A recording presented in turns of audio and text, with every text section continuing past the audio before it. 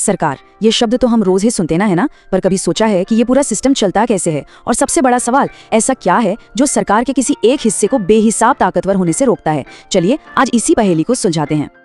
अच्छा, 1 मिनट के लिए सोचिए, मान लीजिए सारी की सारी पावर किसी एक ही इंसान के हाथ में हो, मतलब वही कानून बनाए, वही उसे लागू करे, और अगर कोई कानून तोड़े तो सजा भी वही दे।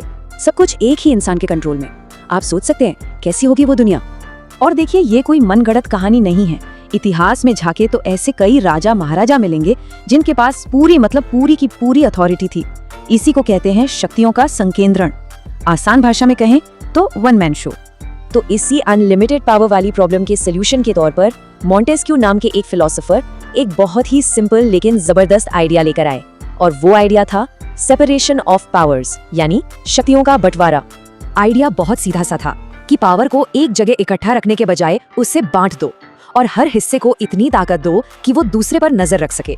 इसी से बनता है वो मशहूर सिस्टम जिसे हम चेक्स एंड बैलेंसेस यानी नियंत्रण और संतुलन कहते हैं। और बस इसी एक सिद्धांत से जन्म होता है किसी भी मॉडर्न डेमोक्रेसी के 3 पिलर्स का।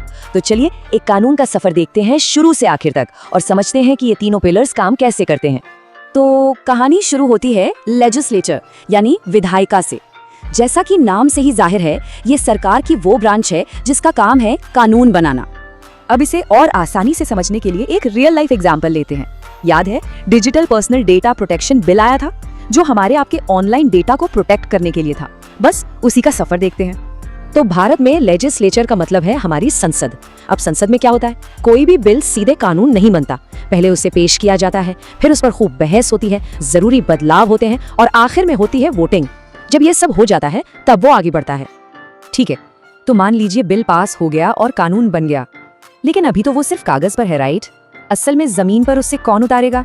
यहीं पर सीन में एंट्री होती है हमारे दूसरे पिलर की, और वो है एग्जीक्यूटिव यानी कार्यपालिका। इसका काम बिल्कुल साफ है, जो कानून संसद ने बनाया उसे पूरे देश में लागू करवाना। मतलब कागज से हकीकत तक का सफर यही तय करती है। अब एग्जीक्यूटिव के बारे में एक मजेदार बात है, ये 2 तरह की होती है। एक है पॉलिटिकल एग्जीक्यूटिव यानी हमारे चुने हुए नेता, प्रधानमंत्री, मिनिस्टर्स वगैरह, इनका काम है पॉलिसी की दिशा तय करना। और दूसरी है परमानेंट एग्जीक्यूटिव यानी हमारे ब्यूरोक्रेट्स, IAS, IPS ऑफिसर्स। ये लोग दिन प्रतिदिन का काम संभालते हैं और पॉलिसी को अमल में लाते हैं। तो अपने डेटा प्रोटेक्शन एक्ट वाले एग्जाम्पल पर वापस आते हैं। इस कानून को लागू करने की जिम्मेदारी किसकी होगी?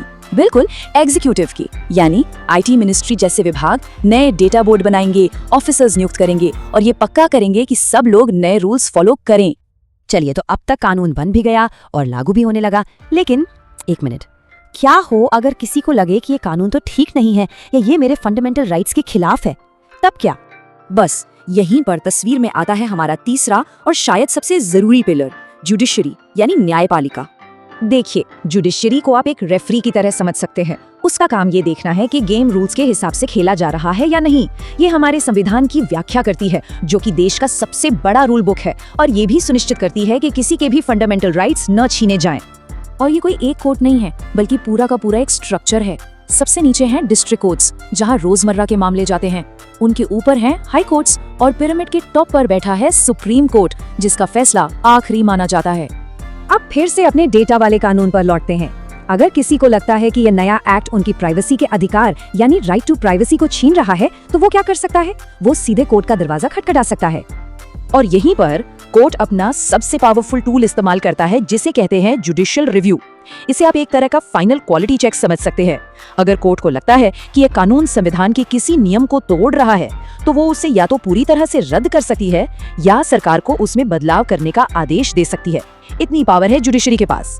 तो चलिए फटाफट से सब कुछ एक साथ जोड़कर देखते हैं। सबसे पहले लेजिस्लेचर, जो कानून बनाती है, फिर आती है एग्जीक्यूटिव, जो उस कानून को लागू करती है, और आखिर में जुडिशरी, जो उस कानून की और हमारे अधिकारों की रक्षा करती है। तो देखा, कोई भी एक ब्रांच अकेले पूरी पावर एंजॉय नहीं कर सकती। लेजिस्लेचर, एग्जीक्यूटिव और जुडिशरी के बीच पावर का ये बंटवारा ही वो बैलेंस बनाता है जो किसी भी हेल्दी डेमोक्रेसी की सबसे बड़ी पहचान है। और यही वो नाजुक सा बैलेंस है जो एक डेमोक्रेसी को जिंदा रखता है, उसे मजबूत बनाता है। पर सोचने वाली बात यह है कि क्या होगा अगर ये बैलेंस बिगड़ जाए? ये सिर्फ एक किताबी सवाल नहीं है, ये वो सवाल है जिससे आज दुनिया भर के देश रोज जूझ रहे हैं।